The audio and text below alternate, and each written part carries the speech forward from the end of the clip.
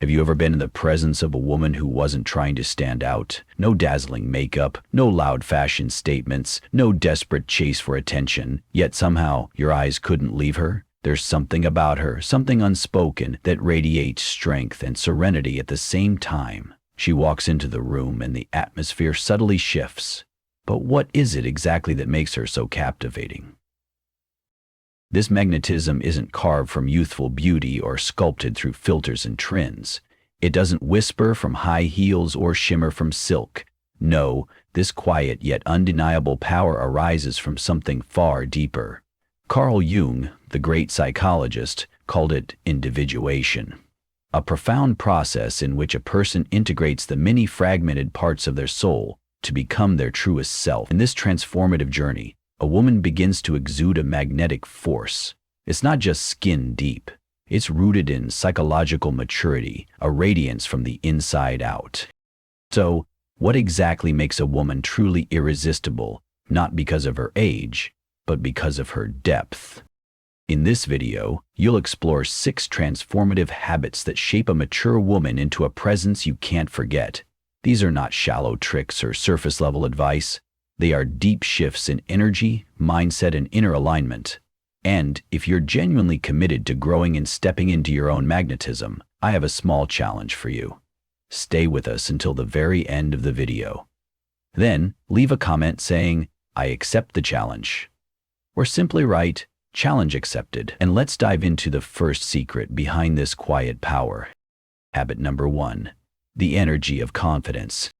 Imagine walking into a room dressed head to toe in designer fashion. Your shoes click with elegance, your outfit turns heads. Yet your eyes dart with hesitation, your shoulders slouch with unease, and your energy whispers uncertainty. In a heartbeat, the illusion falls apart. True allure doesn't originate from what's worn on the outside. It pulses from the energy within. And this kind of energy can't be imitated. It can't be bought or borrowed. It can only be owned. Carl Jung once said, "People don't have ideas, ideas have people." And when a woman lacks confidence, it's often because her unconscious mind is being run by invisible forces, old emotional wounds, fear of rejection, or deeply rooted beliefs that she is somehow not enough.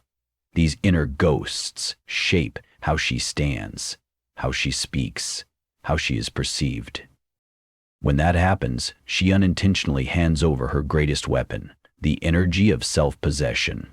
But consider a woman who has walked through her own darkness, who no longer performs or pretends to be someone else. She has stopped trying to fit into the molds others built for her. Instead, she's claimed her inner landscape, shadows and all. She knows her triggers, her past, her fears, and she no longer flees from them. She faces them, sits with them, and transforms them into wisdom. That is when a woman truly steps into her power. Picture an ancient oak tree in the middle of an empty field. It doesn't dazzle with bright blossoms or emit any fragrance. Yet when you pass by, something about it compels you to pause. Its massive branches stretch out with quiet authority, and its thick trunk tells stories of storms endured. It stands there, not to impress, but simply to be. And its mere presence makes you slow down, breathe deeper, and feel something steady. That is the presence of a confident woman. No loud colors, no sparkle needed, just calm eyes that meet your gaze without flinching, a grounded posture, and a quiet strength that shifts the entire room. Her very existence seems to say, "I am enough." Interestingly, researchers studying body language and personal magnetism have found that confident individuals literally emit a stronger energetic frequency, one that makes them more memorable, more respected, and more naturally magnetic. It's not magic, it's coherence. Their inner world matches their outer presence. From Jung's perspective, such a woman has entered a vital phase of her individuation. She's peeling away the layers she once wore to be accepted, the need to be sweet, quiet, agreeable, or lovable to feel worthy. And as those masks fall away, something far more beautiful emerges, her authentic self. That light doesn't shine from her skin or her smile, it radiates from her being. So, if you've ever felt invisible, like you must constantly try to prove your worth just to be noticed, pause. That pressure likely comes from a hidden part of your psyche, your shadow self. It's time to stop pushing it away. Instead, listen to it. Let it speak.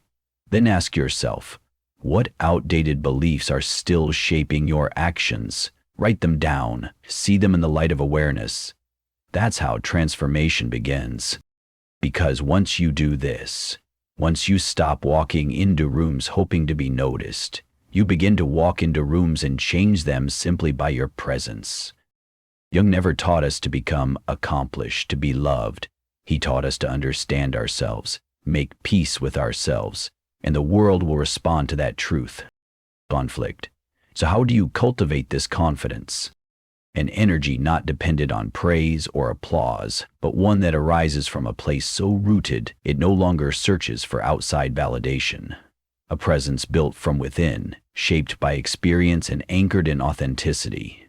This is not about seeking perfection or projecting an image. It's about returning, bit by bit, to the version of you that's real, whole, and unshakably grounded. Here are simple yet powerful practices you can begin implementing today. They are not meant to turn you into someone else, but to help you remember who you truly are. First practice, the body remembers. Long before your thoughts form words, your body holds memories. It absorbs your posture, your gestures, your breath, and reflects what you believe about yourself. So instead of forcing positive mantras or repeating affirmations like, "I'm beautiful," "I'm strong," let your body become the living embodiment of those beliefs. Each morning, try this. Stand in front of a mirror. No makeup, no filters, just you, raw and real. Hold your gaze. Look deeply into your own eyes for a few minutes. Then, move through your home not as someone rushing or hiding, but as someone anchored in self-worth. Keep your back straight, your chin lifted ever so slightly, your steps firm, your breath steady. Not to impress, not to fake it, but to rewire your nervous system and train your physical memory. Let your posture declare silently, "I bow to no one." Second practice, stop speaking poorly of yourself, even in jest. This one is essential and often overlooked. Many women have unknowingly internalized the habit of self-deprecation. Perhaps it started as humor or a way to seem relatable, saying things like, "I'm such a mess," "I have huge legs," or "I'm so stupid." Might seem harmless in the moment, especially if it's meant to draw laughter or connection. But your unconscious mind does not understand sarcasm. Every time you utter these phrases, even half-jokingly, your mind records them as truth. These words begin to shape your self-perception, slowly carving out an identity based on doubt, shame, or inadequacy. And the more often you speak them, the deeper they embed. Worse still, those around you start to mirror what you say. When they hear you put yourself down enough times, they begin to unconsciously agree. "You're right," they may respond casually. "You are kinda clumsy." Over time, this pulls the entire emotional atmosphere downward, leaving no fertile ground for confidence to grow. So how can you change this and still remain authentic? The first step is awareness. Start paying attention to your conversations, especially when you feel awkward, insecure, or tempted to break the tension with humor. In those vulnerable moments, before a self-deprecating comment slips out, pause, breathe, choose differently. Instead of saying, "I'm terrible at this," you might reframe it as, "I'm still learning this," or "This isn't my strength yet." This isn't about pretending everything is perfect. It's not toxic positivity. It's a conscious decision to plant seeds of self-compassion instead of self-sabotage. Because every word you speak about yourself becomes a part of your psychological soil. Choose to speak as though you were speaking to someone you love deeply, someone you want to see rise, not shrink. Habit 2, detachment. If confidence is what allows a woman to stand tall, like a mighty oak weathering the wind, then detachment is the hidden root system that keeps her from being swept away. It's the invisible strength beneath the surface, the grounding force that allows her presence to be stable, powerful, and serene. Without detachment, even the strongest tree can fall, and without it, a woman's confidence can collapse under the weight of other people's judgments. Carl Jung once said, "People will do anything, no matter how absurd, to avoid facing their own soul. And what reveals the soul more vividly than love, to love or to be loved, exposes the raw, unhealed places within. It brings the shadows to the surface." If a woman hasn't explored those inner shadows, she may cling to love as a substitute for self-worth. She'll wait for approval, attention, or reassurance to define her value. And in doing so, she loses her power. Her radiance fades. She becomes dependent, vulnerable, not in the beautiful way, but in the brittle, breakable way. But contrast that with a woman who has made peace with her emptiness. She's met her voids and no longer fears them. She doesn't require others to fill them. She comes into love already whole, not desperate to receive, but ready to give. This is the kind of presence that lingers in memory. Strangely, when you need no one to hold you, that's when others long to hold you the most. And that is the paradox of detachment. It's not coldness, it's not disinterest or emotional absence. True detachment is spacious love. It's the ability to care deeply without clinging, to connect without losing yourself, to give without becoming hollow. An alluring woman knows this. She doesn't captivate because she's always available. She knows how to step back, to let silence breathe, to let desire ripen in absence.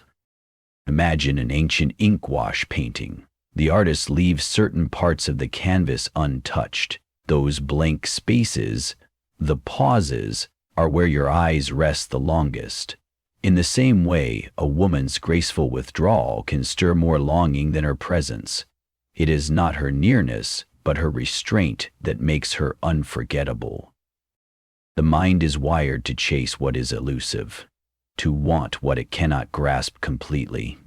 And so, it is in her mystery, her poise, her detachment. The human mind craves what it cannot fully grasp. When someone is always available, instantly replying to every message, never delaying, always saying yes just to feel needed or to hold someone close, they may not realize it, but over time they diminish their emotional value. What comes too easily is often taken for granted. When there's no effort involved, appreciation fades. But what happens when you no longer bend over backwards to win someone's attention? When you stop molding yourself just to be liked, and instead choose stillness over chasing, you become a force, subtle yet compelling, a poised presence that draws others in without a single word. Here's a simple yet vivid image to remember. Imagine standing in front of a calm, crystal-clear lake. You lean forward, trying desperately to scoop water with your hands, your fingers slicing through the surface, creating ripples. The more you grasp, the more the water escapes. Your reflection, once visible, becomes distorted, blurry, lost. But if you stand still, really still, and allow the surface to settle, the image reappears. Clear, serene, unshaken. The lake reflects you in full detail. That's the essence of attraction. The harder you try to capture it, the more it slips away.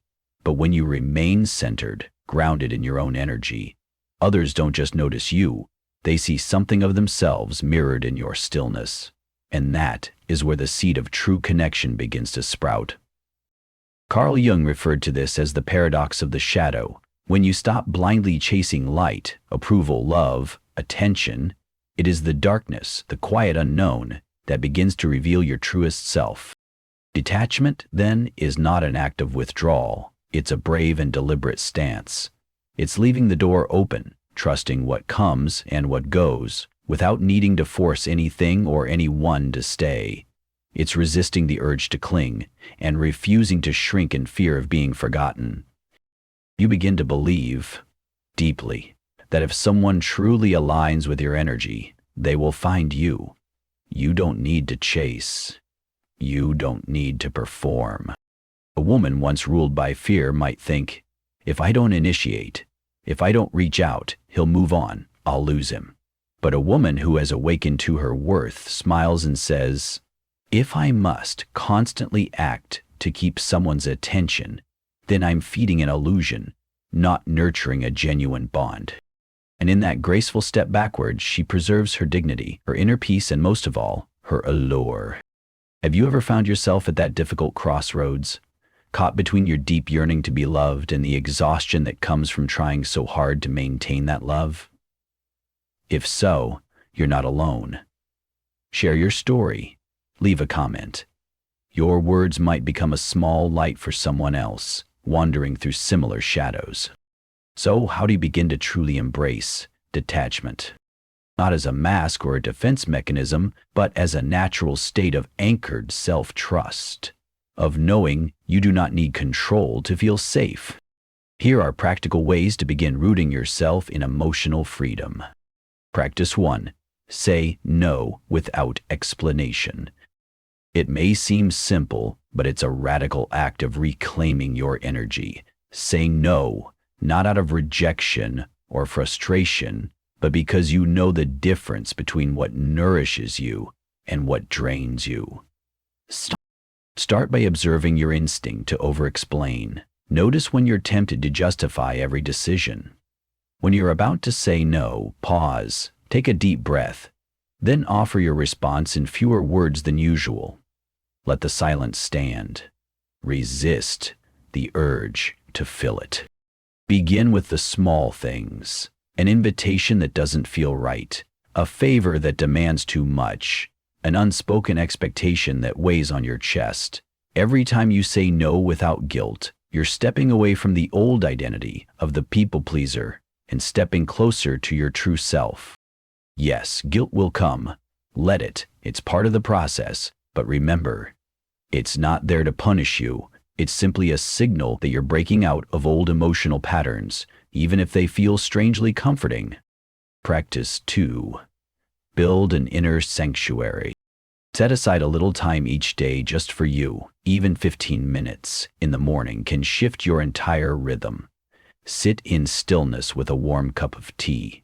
No phone, no notifications, no distractions. Or take a few quiet minutes at night to journal. Not about others, not about your tasks, but to check in with your soul. Where did it wander today? What did it quietly feel beneath the surface? Go for a walk. No earbuds, no rush, just your breath, your steps, the wind, the rustle of leaves. Let yourself feel your own existence again without needing anyone else to affirm it. This isn't self-care in the trendy sense. It's a psychological reset, a way of gathering your energy back from the world and returning it to your center. It's a gentle reclaiming of space. Think of this inner sanctuary as the unpainted space on the canvas of your soul. Blank, quiet, yet profound. In that empty space, your truest thoughts and desires begin to whisper. No noise, no messages, only truth. Number 3, habit 3, style as the expression of the soul. If detachment is the art of preserving oneself within connections, then style is how you present that self to the world without uttering a word. It's the silent language you speak before you open your mouth, the atmosphere you carry into a room, the subtle yet powerful declaration, "This is who I am." When a woman stops living for the approval of others, when she no longer bends her essence to fit expectations, a shift happens. She begins to wear not just clothes, but confidence. She dresses not to be admired, but to feel aligned with her soul. In those moments, something beautiful unfolds. Her garments no longer hide her. They reveal her. The fabric becomes a canvas. The shape, the scent, the texture, each an extension of her inner truth. Carl Jung once said, "The privilege of a lifetime is to become who you truly are." And style at its most profound level is not about curating a wardrobe. It's about daring to embody that privilege. It's not about choosing what's trending or coordinating colors for approval. It's about aligning the outer form with the deepest inner essence. A woman who has walked the path of individuation, who has journeyed into her shadow and emerged whole, no longer dresses to impress others. She dresses to mark her spiritual territory. Her presence says clearly and confidently, "This is me." No pretense, no mimicry, no permission required. Much like the way Jung believed dreams are symbolic messages from the unconscious, style becomes a kind of visual poetry. It is a non-verbal expression of the soul. The dress you reach for, the way you tie your scarf, the scent that lingers on your wrist, each becomes a living symbol. It reveals where you are in your personal evolution, even if no words are spoken.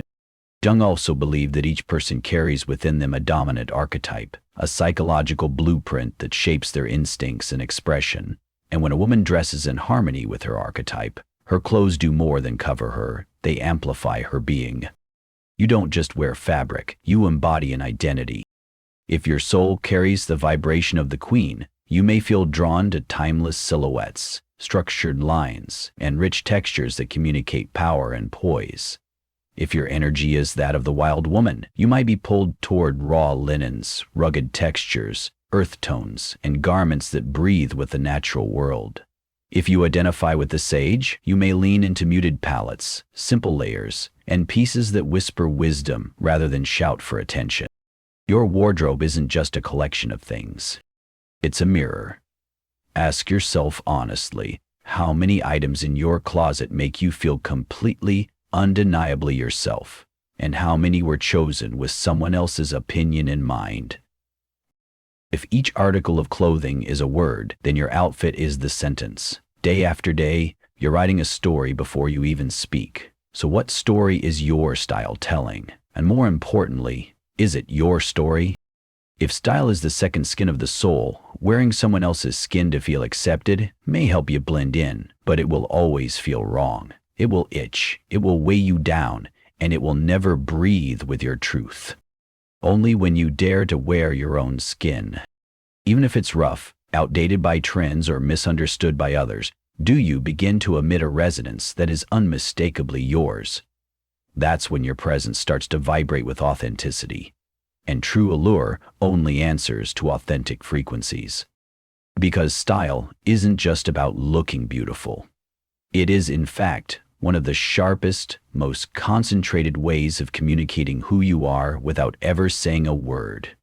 You don't need designer labels or wealth to possess style. What you need is the courage to never wear anything, physical or metaphorical, that betrays your truth. From that intention forward, every hemline, every color, every button becomes more than fashion. It becomes an emblem, a subtle psychological signal that reveals, this is where I am on my journey. This is who I am becoming. Jung taught that each soul contains a vast internal map shaped by archetypes, dreams, memories, and symbols. Skyla is how you translate that inner map into a visible form. When someone looks at you, they don't just see an outfit. They see a living story, a walking poem, a presence that speaks volumes without a sound. So ask yourself, not out of vanity but out of awareness, what story do I want to tell today through my clothing, my energy, my expression? Is it a story of honesty, of rebellion, of softness, of sovereignty? To live this habit fully is to treat it as more than fashion. It is a ritual, a practice that reconnects you with your truest frequency each day. Here are specific, practical, yet profound practices to help you cultivate and maintain a style that doesn't mimic anyone, but is an original expression of your soul. Practice 1. Choose your soul's uniform. Pick clothing that, no matter how often you wear it, still feels like you. Timeless pieces, not because they are trendy, but because they hold you. They reflect you. Maybe it's a crisp linen shirt, light and open like a morning sky, or a weathered leather jacket that's walked beside you through city streets and silent forests. Call it your soul's uniform, not because it's fashionable, but because it feels like coming home. You feel steady. You feel whole. When the world feels chaotic and uncertain, Return to this uniform like a sacred grounding ritual. When your body feels safe and familiar, your soul begins to breathe more freely. Practice 2. Instead of shopping to fill a void, choose each item like a word in your autobiography. The next time you're about to buy a dress, a lipstick, or a pair of earrings, pause and ask yourself, what does this item say about me? Is it a reflection of who I am, or a mask crafted for someone else's gaze? If your honest answer is, it makes me look trendy, perhaps it's best to leave it behind. But if your answer is, it helps me feel more like myself, then it's a piece worth welcoming into your life.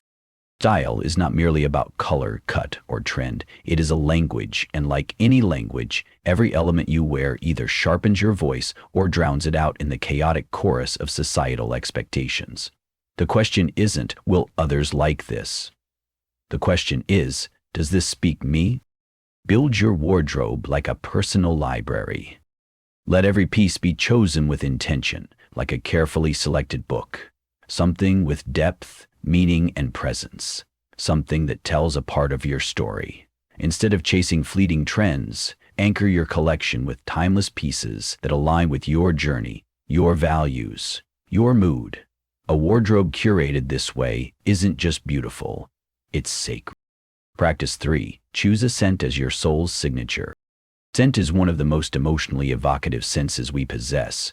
Psychologically, it's closely tied to memory. A single breath of a familiar fragrance can transport us years into the past, into childhood, into a moment of joy, or into the memory of someone we once loved. So why not use scent as a personal emblem, a whisper of your presence left behind? Choose a fragrance that stirs something inside you, a note that feels like home. Maybe it's the deep warmth of sandalwood, grounding like damp earth after the rain, or perhaps it's the brightness of bergamot, crisp and citrusy like a new morning stretching across the sky. Whatever your choice, let it be a scent that reconnects you with your truest self. Don't save it for special events. Use it daily. Let it become part of your energy. When you leave a room, that subtle trace will linger. And one day, when you're not physically present, someone may pass a similar scent and stop in their tracks.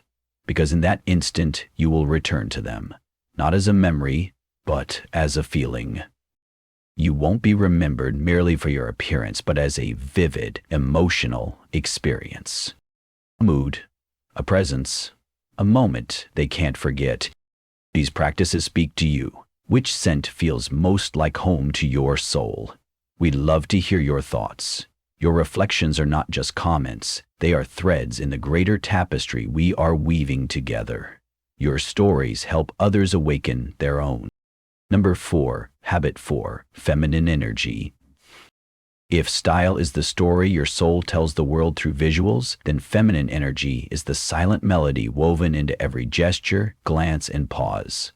It's the music that plays beneath your words, the softness in your silence, the grace between your movements. It is not something you wear, it's something you become. A woman with impeccable style may command attention when she walks into a room. But a woman who is deeply rooted in her feminine energy, she makes people want to stay. Carl Jung once said, "Thema is the archetype of life itself." This archetype, known as the anima, the feminine principle within all of us, is the source of softness, receptivity, sensuality, and radiant vitality. It's not weak. It's not submissive. It's powerful in a way that defies force. Yet in today's world where speed, structure, logic, and control are glorified, many women feel they must prove themselves by embodying traditionally masculine traits. They push harder, speak louder, move faster. They achieve, they conquer, they lead. But they also burn out, not because they aren't capable, but because they've disconnected from their natural rhythm. Feminine energy is not about fragility. It is the strength of stillness. It is the quiet pull of the moon that commands the ocean tides. It is the embrace of the sea, receiving every river without resistance. A truly feminine woman does not argue for her worth. She doesn't strive to dominate. She doesn't plead for recognition. She doesn't attract by effort, she attracts by presence. From a psychological perspective, feminine energy is closely tied to the parasympathetic nervous system, the body's state of rest, repair, and renewal. This energy calms the nervous system. It invites connection. It restores.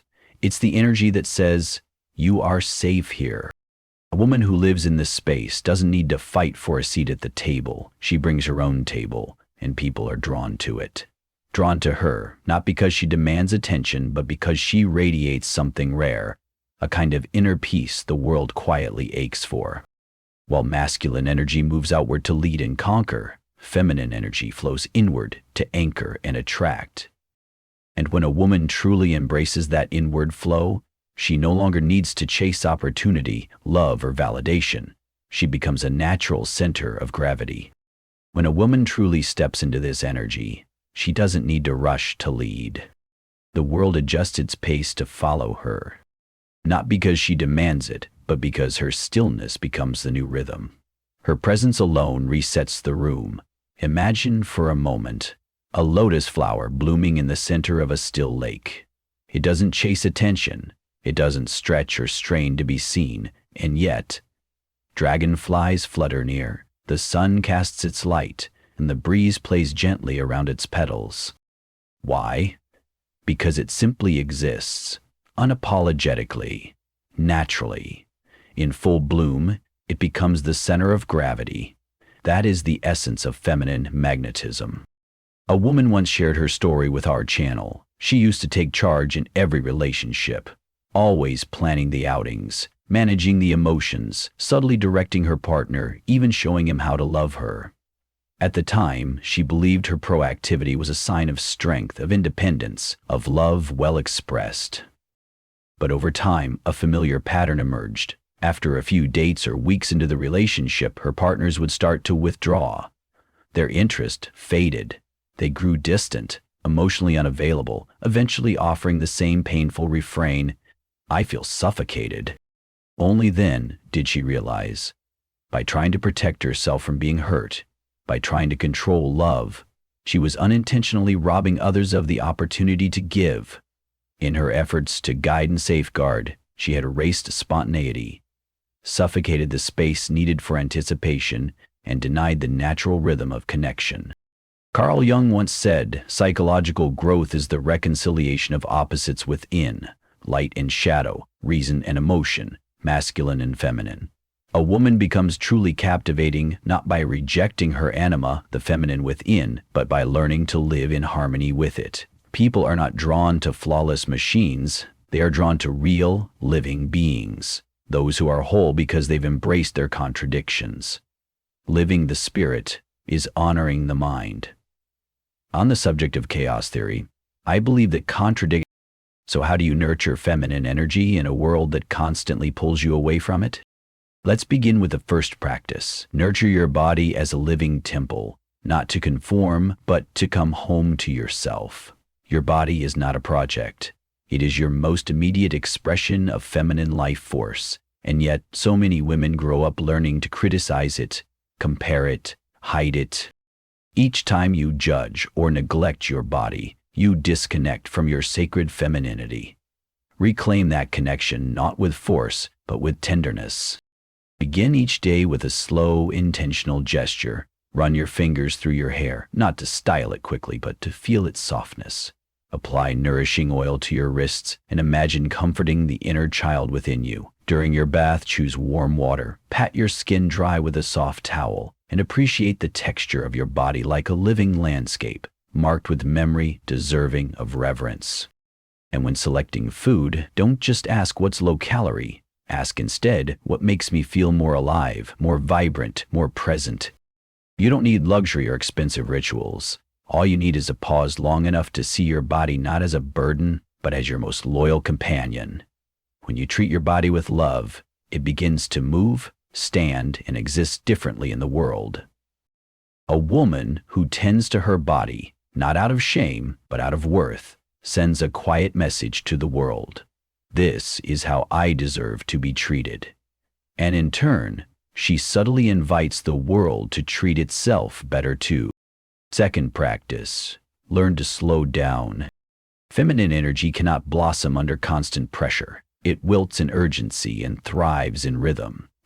Listen to your body more than your to-do list. Allow yourself to cry without apology, to say no when your soul is weary, to embrace someone if you're longing to connect.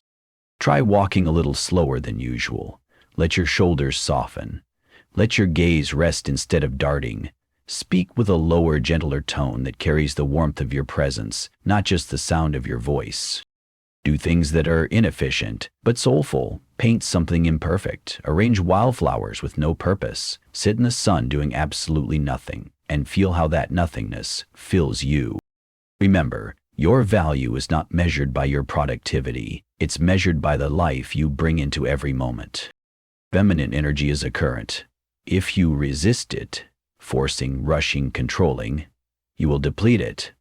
But if you nurture it with time, space, and softness, it returns tenfold. A woman who comes home to this energy becomes magnetic, without effort. She nourishes without words. Had you ever experienced a moment like this? One brief instant, perhaps during a quiet morning or a walk under the trees, when you felt completely connected to yourself again? We'd love to hear it. Even a small story may awaken something beautiful in someone else. Number 5. Habit 5. Evocative communication. When a woman reconnects with her feminine energy, gentle yet not weak, quiet yet not absent, everything about her expression changes. Even the way she speaks, listens, pauses, and exits becomes a magnetic force. Her words no longer just convey facts. They open gateways into her soul. Carl Jung once said, "The meeting of two personalities is like the contact of two chemical substances. If there is any reaction, both are transformed." A real conversation isn't merely the exchange of information. It's the soft merging of two inner landscapes. And if both are open and authentic, something alchemical happens. Both are subtly changed. An alluring woman does not speak excessively. She doesn't need to fill the silence. But when she does speak, her words land exactly where they're needed, touching the emotions the other person hasn't yet found words for. It's like watching two streams, one clear, one cloudy, quietly merging inside a glass vessel. There's no splash, no noise, only presence. The woman becomes the glass. She holds space with calm strength, inviting trust without saying so. She doesn't compete for the conversation. She doesn't need to be the loudest voice. She creates space, warm, open, unpressured, for others to show up as they are. And in that sacred space, something remarkable happens. People begin to share more than they intended. They open. They unravel. They reveal truths they never expected to speak aloud. Psychologically, 80% of communication's power lies not in the words, but in the energy behind them. People remember how you made them feel more than what you said. And when you communicate from your feminine essence, calm, compassionate, receptive, you become unforgettable. They feel heard, understood, and seen, not because you nod incessantly, but because your gaze lingers where it matters.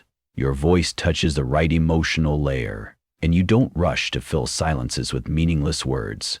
Imagine a conversation not as a transaction of facts, but as a slow tango under soft golden light, where every step is measured and full of intention. If both partners vie for the lead, stepping forward at the same moment, the movement becomes disjointed. Grace gives way to tension. But when one gently yields, stepping back just half a beat, allowing the other space to advance, then subtly tilts a shoulder, sways with the emotion, and keeps a touch of distance, a breath of silence, the entire dialogue transforms. It becomes an enchanting dance of presence and response. Mixed, Ofimo, every glance holds unspoken words. Every breath carries emotional undertones. Every pause hums with meaning. This isn't the language of logic. It's a language older than words, rooted in the primal emotion humans have known long before language existed. From a social perspective, this ability is often seen in individuals with high emotional intelligence. those who exhibit finely tuned empathy, the kind that isn't passive but actively engaged. But when seen through the lens of Carl Jung, this isn't just emotional skill. It is the outward expression of someone who has embarked on the inner journey, who has encountered and embraced the shadow, peeled away the societal masks, and finally reached the self, that profound and unshakable center within. Such a person does not speak to fill awkward voids or to grasp for validation. They communicate to connect. They become a mirror in which others can glimpse parts of themselves, sometimes for the first time. So how can you cultivate this depth in everyday communication? Begin simply by listening, not passively, but attentively and without interruption. In your next conversation with a loved one, a colleague, or even a stranger, challenge yourself to hold back. Don't rush in with opinions or counterpoints. Instead, allow a pause. Let silence settle for a moment before you speak. Look into their eyes, not to judge, but to understand. Listen not just to the words, but to the pauses, to the inflections, to what remains unsaid.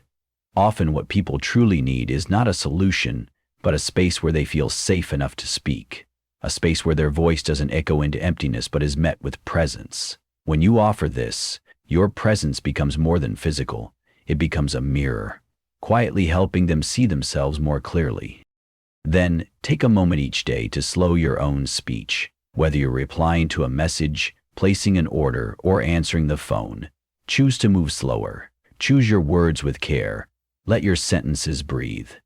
This small act not only calms your inner emotional current, but it also creates a rhythm that invites connection.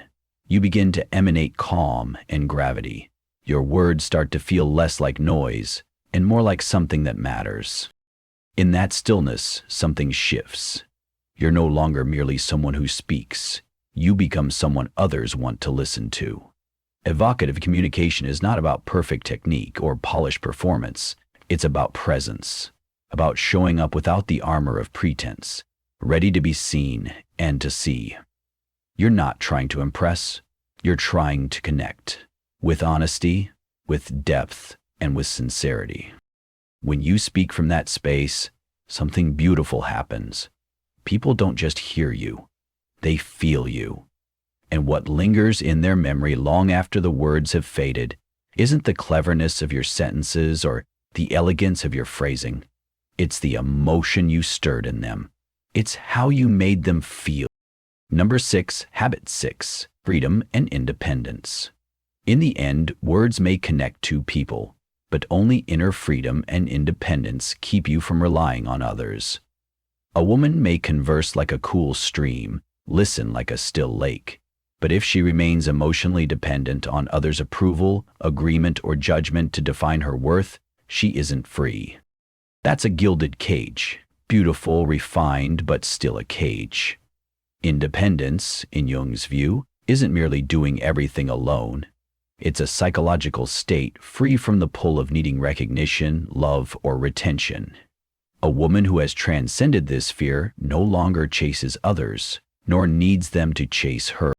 She walks by herself, and anyone who wishes to join must match her rhythm. Picture a moon hanging in the night sky. It doesn't rush, doesn't cling to the sun, and certainly doesn't need external light to shine.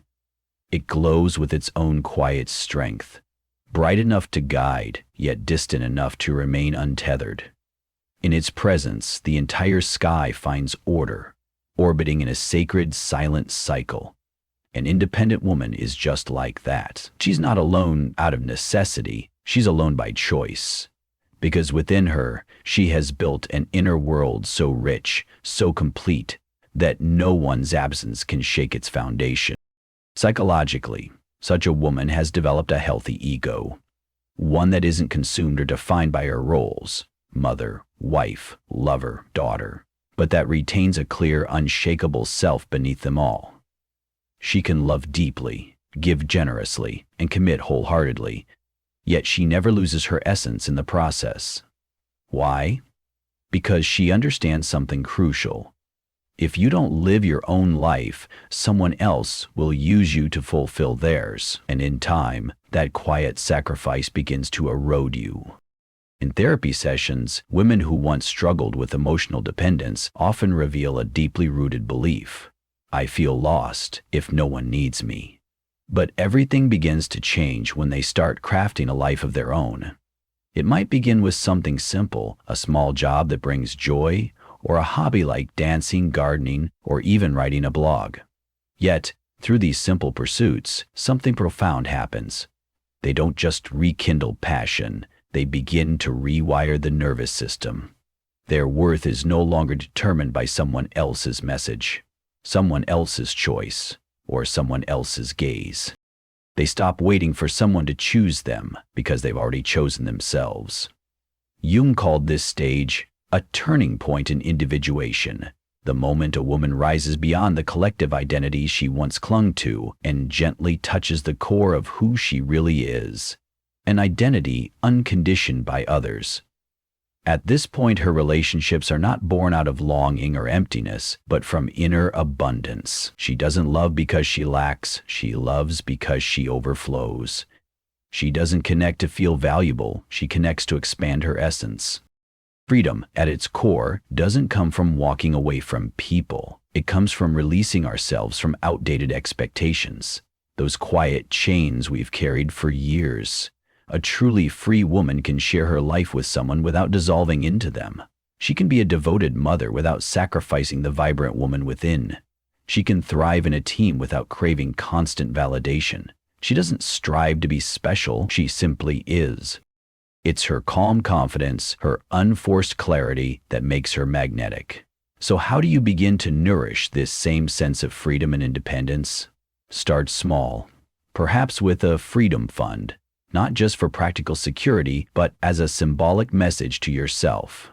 I can walk away if this no longer feels right. This fund could be a separate savings account, a small side income, or even a modest amount set aside each month for something that brings you joy. While money isn't the root of true freedom, it is a tool, one that helps ensure you're never trapped in a job, a relationship, or a role that no longer reflects your growth. Next, begin making choices without asking for validation. That might sound trivial, but it's actually transformational. Whether it's choosing a meal that excites your taste buds, signing up for a class that piques your curiosity, or simply going somewhere by yourself, each small, self-directed decision deepens your connection to your own inner voice. It says, I trust me, and trust is the foundation of independence. An independent woman isn't someone who isolates herself. She's someone who has learned to follow her inner compass, even when no one else understands the direction. Freedom and independence aren't far-off destinations to reach someday. They're a way of being, a rhythm you carry with you. A woman who embodies this doesn't get swept away by the world. She sets the tempo for it. When she enters a room, people don't just ask, who is she? More often they find themselves thinking, I don't want to leave her presence. That's the subtle yet powerful influence of a woman who lives fully, not for applause, but for alignment. It's what makes her irreplaceable. You don't need to become someone else. You only need to peel away the layers of dust life has placed upon you. With each layer removed, your essence shines through, not blinding but steady, like the quiet glow beneath emotional bedrock. A light that doesn't just reveal you, but helps others see themselves more clearly in your presence.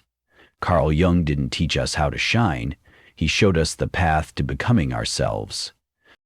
And on that path, no allure is more enduring than that of a soul reconciled with itself.